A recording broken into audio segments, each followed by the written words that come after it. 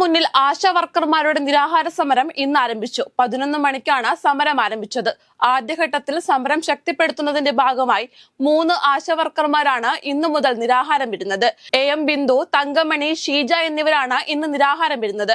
കേന്ദ്ര ആരോഗ്യമന്ത്രിയുമായി ചർച്ച പരാജയപ്പെട്ടതിന് പിന്നാലെ സമരം കടുപ്പിക്കാനാണ് ആശാ വർക്കർമാരുടെ തീരുമാനം. സുൽത്താൻ ബത്തേരി നിയമസഭാ തെരഞ്ഞെടുപ്പ് കോഴ കേസിൽ കെ സുരേന്ദ്രന് ജാമ്യം. സുൽത്താൻ ബത്തേരി കോടതിയാണ് ജാമ്യം അനുവദിച്ചത്. 2021 നിയമസഭാ തെരഞ്ഞെടുപ്പിൽ സുൽത്താൻ ബത്തേരി നിയോജക മണ്ഡലത്തിൽ മത്സരിക്കാൻ CK ജാനുവിന് പണം നൽകിയെന്നതായിരുന്നു കേസ്. കേസിൽ 1-ാം പ്രതിയാണ് കെ സുരേന്ദ്രൻ.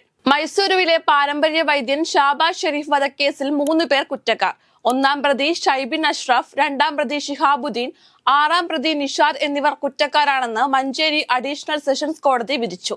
ശിക്ഷാവിധി മറ്റന്നാൾ പ്രഖ്യാപിക്കും. ബാക്കിയുള്ള പ്രതികളെ കോടതി വെറുതെ വിട്ടു.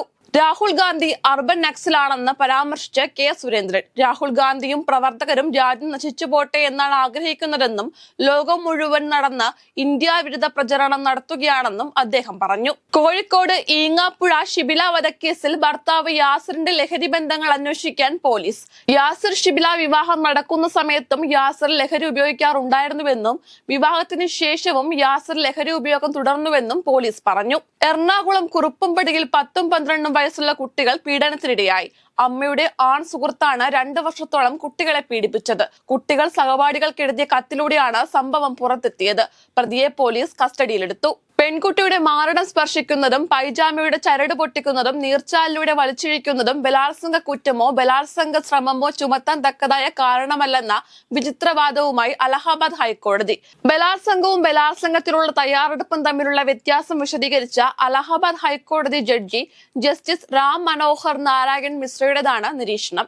വാതുവെപ്പാപ്പുകളുടെ പ്രചാരകരാണെന്ന പരാതിയിൽ ചലച്ചിത്ര പ്രവർത്തകർക്കെതിരെ കേസെടുത്ത് പോലീസ്. റാണ ദഗുബാട്ടി, പ്രകാശ് രാജ്, മഞ്ജു ലക്ഷ്മി, നിധി അഗർവാൾ അടക്കമുള്ള താരങ്ങൾക്കെതിരെയാണ് ഹൈദരാബാദ് പോലീസ് കേസെടുത്തത്. ഛത്തീസ്ഗഡിലെ ബീജാപൂരിലെ ഗാംഗ്ലൂരിൽ സുരക്ഷാ സേനയുമായി ഉണ്ടായ ഏറ്റുമുട്ടലിൽ 22 മാവോയിസ്റ്റുകൾ കൊല്ലപ്പെട്ടു. ഇന്ന് രാവിലെ 7 മണിയോടെയാണ് ഏറ്റുമുട്ടലുണ്ടായത്. ഛത്തീസ്ഗഡിലെ ബീജാപൂരിൽ 2ഇടങ്ങളിലായി നടന്ന ഏറ്റുമുട്ടലിലാണ് 22 മാവോയിസ്റ്റുകളെ വധിച്ചത്. സുരക്ഷാ സേനയിലെ ഒരു ഉദ്യോഗസ്ഥനും ഏറ്റുമുട്ടലിൽ കൊല്ലപ്പെട്ടു. റഷ്യയും യുക്രൈനും സമാധാനത്തിന് തൊട്ടരികയെന്ന് വൈറ്റ് ഹൌസ്. യുക്രൈൻ പ്രസിഡന്റ് വ്ളാഡിമിർ സെലൻസ്കിയുമായി അമേരിക്കൻ പ്രസിഡന്റ് ഡൊണാൾഡ് ട്രംപ് നടത്തിയ ടെലിഫോൺ സംഭാഷണത്തിന് പിന്നാലെയാണ് വൈറ്റ് ഹൌസിന്റെ പ്രതികരണം. ചാമ്പ്യൻസ് ട്രോഫി ജേതാക്കളായ ഇന്ത്യൻ ടീമിന് പാരിതോഷികം പ്രഖ്യാപിച്ച് BCCI. 52 കോടി രൂപയാണ് പാരിതോഷികമായി ടീമിന് നൽകുക. താരങ്ങൾ, പരിശീലകർ, സപ്പോർട്ടിംഗ് സ്റ്റാഫ്, സെലക്ഷൻ കമ്മിറ്റി എന്നിവർക്കാണ് സമ്മാനത്തുക കൈമാറുക.